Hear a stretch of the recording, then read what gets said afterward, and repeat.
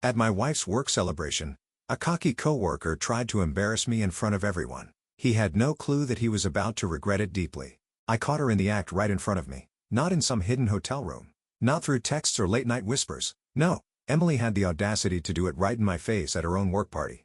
Her hand on his chest, his fingers grazing her waist, their eyes locking like I wasn't even there. The guy? Brad, her coworker, some self-absorbed finance bro with a cocky smirk and a handshake that tried too hard. I played it cool for now, but the second his smug eye on this room attitude turned toward me, I knew it was about to go down.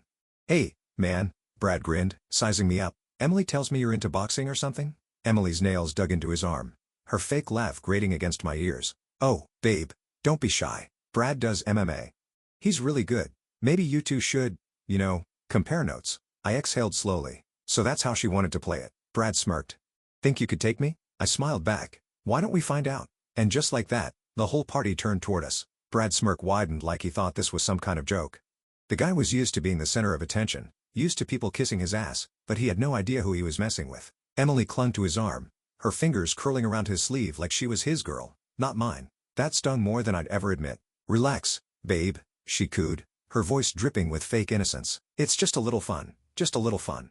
I looked at her, really looked at her, and in that moment, something clicked. The way she avoided my eyes, the way she licked her lips, the way her body leaned toward him, not me. She was daring me. Brad chuckled and took a lazy sip of his drink. Tell you what, man, let's make it interesting.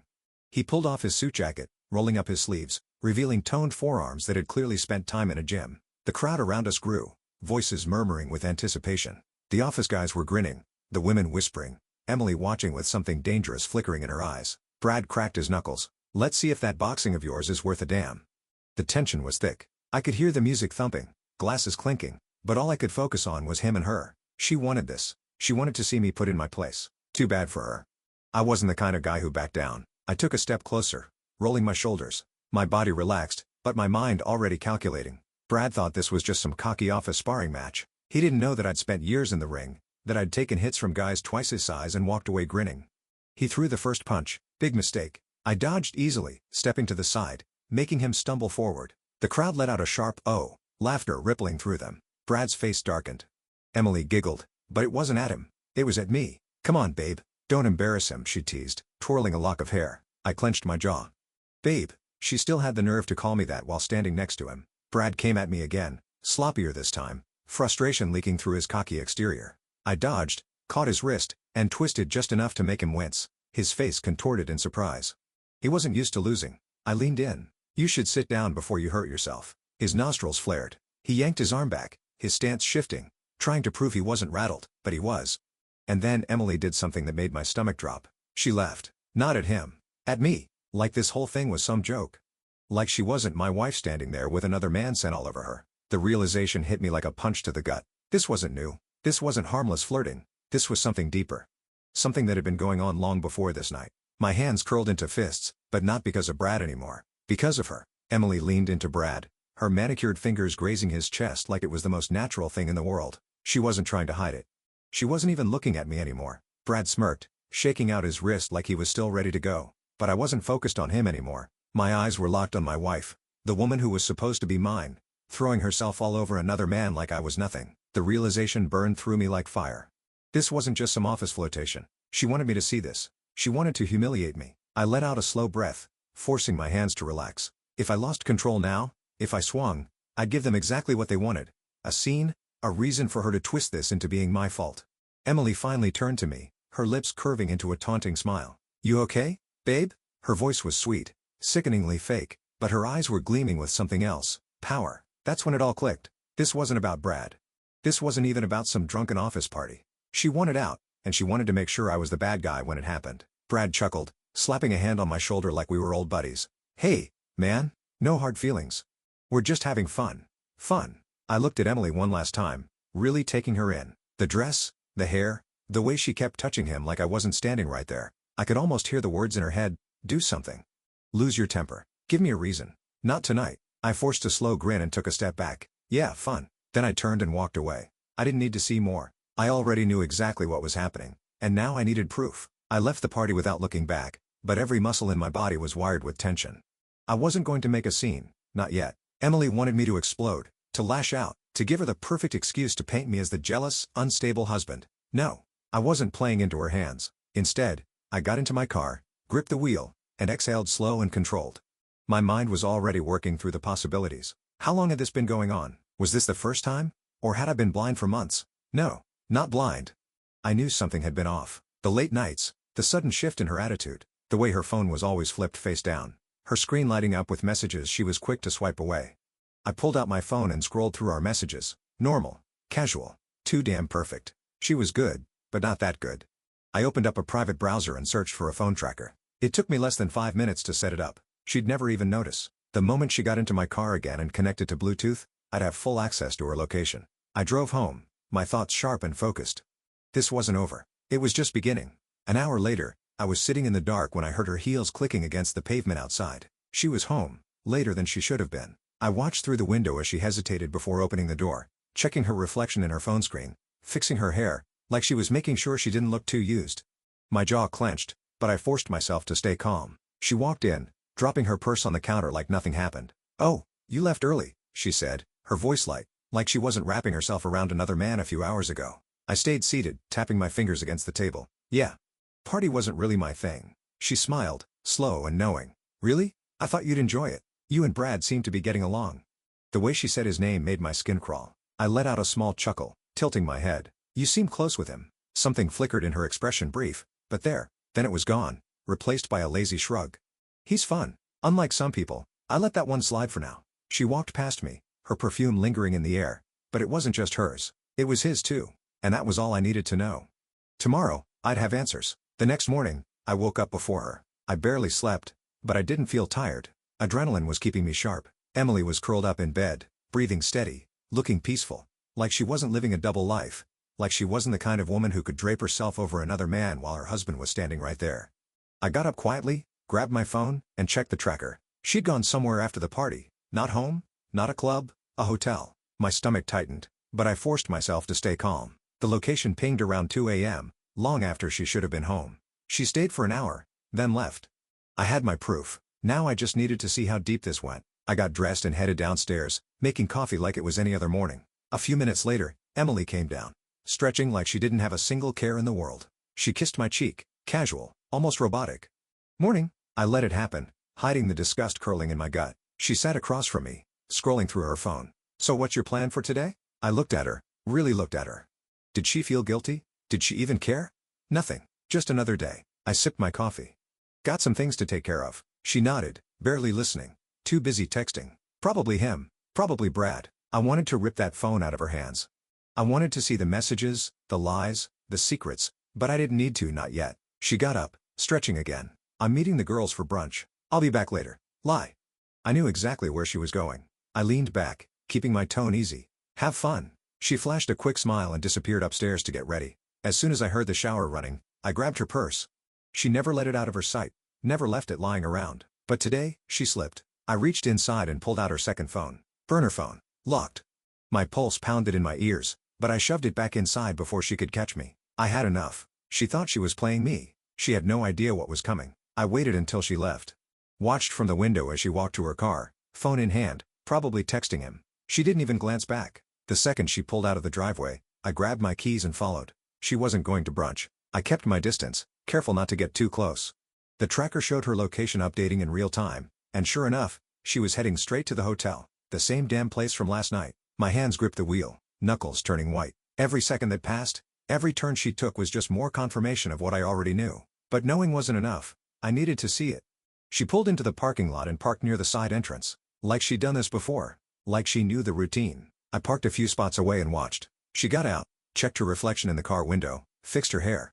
Then she pulled out her burner phone and typed something before tucking it back into her purse. A few seconds later, a black BMW pulled up and out stepped Brad. He wasn't in his usual office suit. No, this time he was dressed casual, jeans, t-shirt, sunglasses, relaxed, like he had nothing to hide, like he wasn't about to walk into a hotel with my wife. Emily smiled at him, the kind of smile she used to give me. Brad smirked, said something, and she laughed too hard, too eager. Then she reached for his arm just like she had at the party, and together, they walked inside. No hesitation, no guilt. I sat there, gripping the wheel so tight my fingers ached. My jaw clenched so hard it felt like my teeth might crack, but I didn't move. Not yet. Storming in now? That would be stupid. Emotional. That's what she wanted. An explosion, a meltdown, something she could twist against me. No, I wasn't going to give her that satisfaction.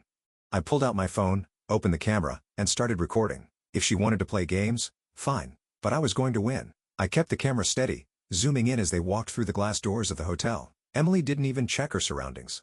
No paranoia, no second guessing, just confidence, like she knew she had me under control. Brad placed his hand on her lower back as they approached the front desk. She giggled, flipping her hair over her shoulder, completely at ease. I clenched my jaw, but I didn't stop recording. The receptionist barely looked up as Brad slid a credit card across the counter. Routine. This wasn't his first time doing this. Hell, I bet money it wasn't even their first time at this hotel. I caught the moment Emily leaned in, whispering something in his ear. His smirk widened. The receptionist handed them a key card, and they disappeared down the hallway. I exhaled slowly, my pulse hammering in my ears. I had my proof, but I wasn't done yet. I stepped out of my car and walked into the hotel, keeping my expression neutral. The receptionist barely glanced at me. "Excuse me," I said, keeping my voice casual. "My buddy just checked in, Brad, tall guy. I forgot what room he's in." The receptionist hesitated.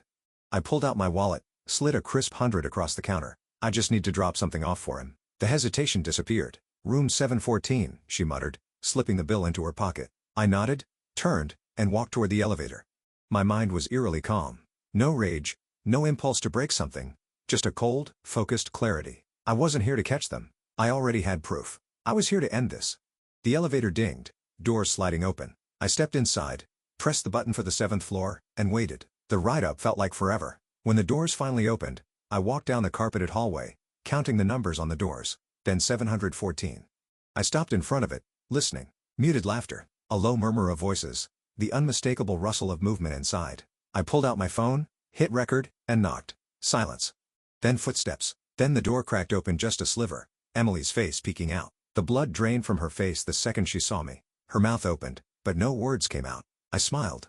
Cold, sharp, final, surprise. Emily's face went pale, her breath hitching.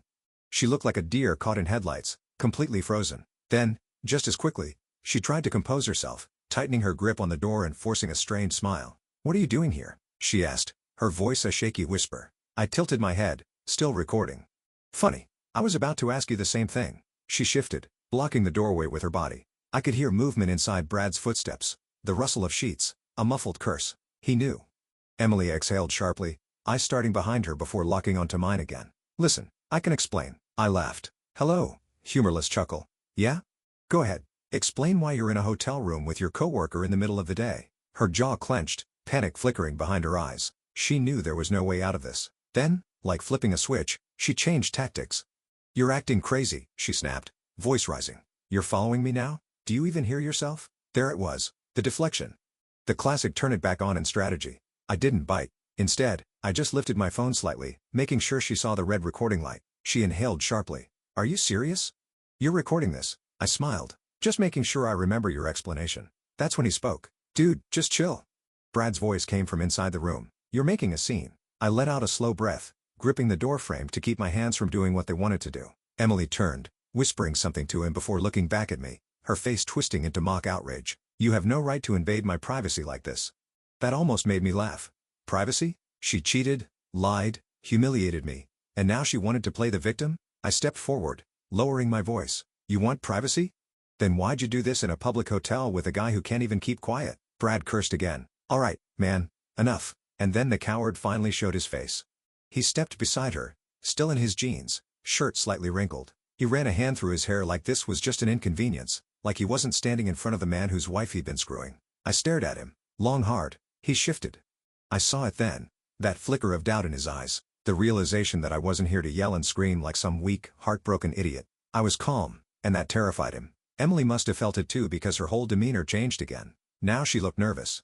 Like she finally understood that this wasn't just going to go away. I took one last look at both of them, my grip tightening around my phone. Then I simply said, "We're done." Emily's mouth opened, but I didn't give her the chance. I turned, walked away, and left them standing there.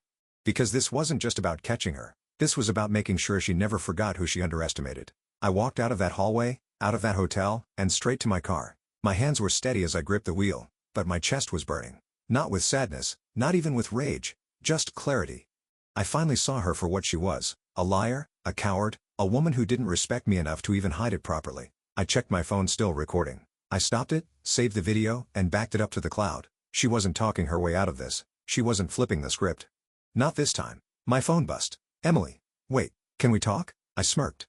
Now she wanted to talk? I tossed my phone onto the passenger seat and started the engine. Let her sweat. Let her sit in that hotel room, realizing she just lost the best thing she ever had. I drove home in silence, my mind already working through the next steps.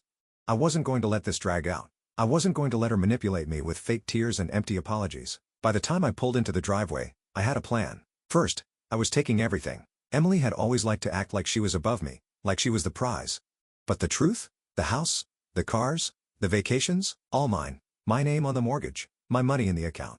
She walked into this marriage thinking she was untouchable.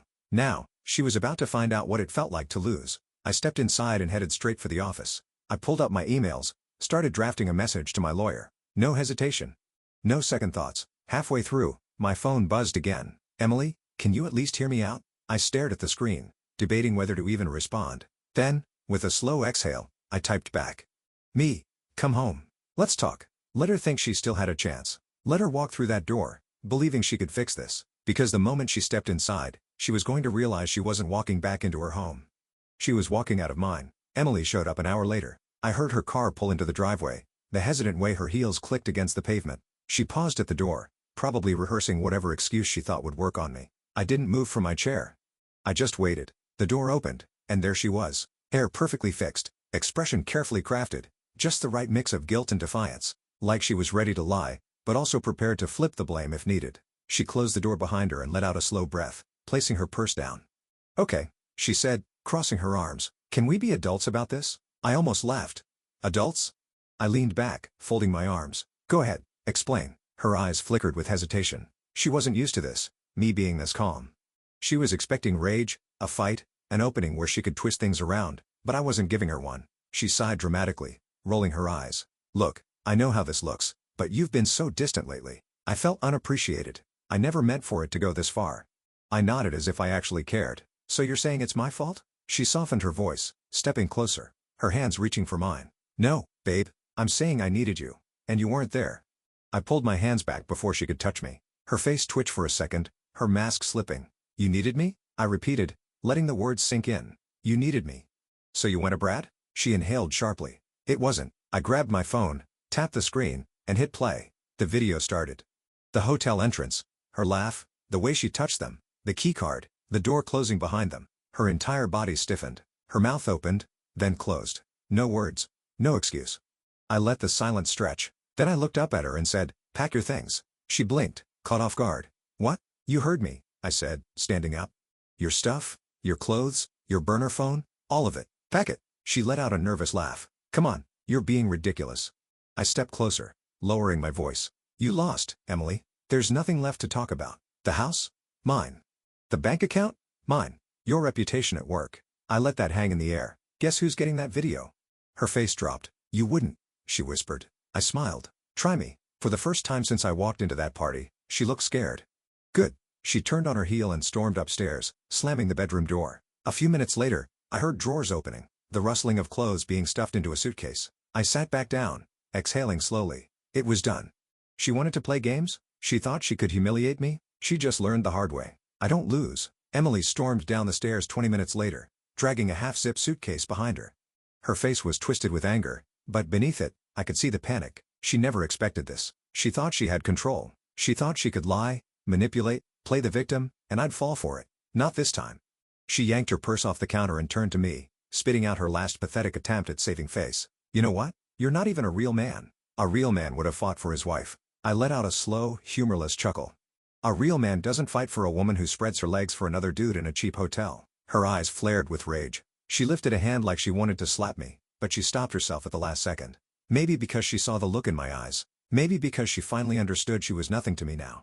She let out a sharp exhale and grabbed her suitcase, yanking the front door open. The cold night air hit her, and for a brief moment, she hesitated. She was realizing what just happened. She didn't just lose her husband. She lost the house, the security, the life she took for granted.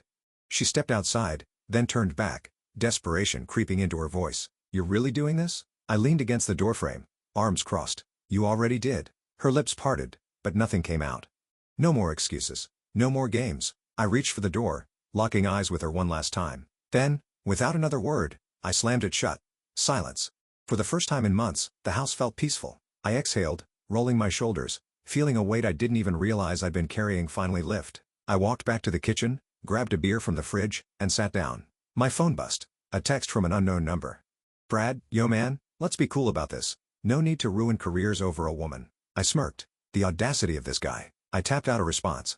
"Me, check your email." I hit send. 5 seconds later, another text. "Brad, WDF man, are you serious?" I took a slow sip of my beer, watching the 3 little dots appear as he typed, then stopped, then typed again. Yeah, I was serious. Emily wanted to play games. Brad wanted to play along. They both just learned something the hard way. I don't play, and I sure as hell don't lose.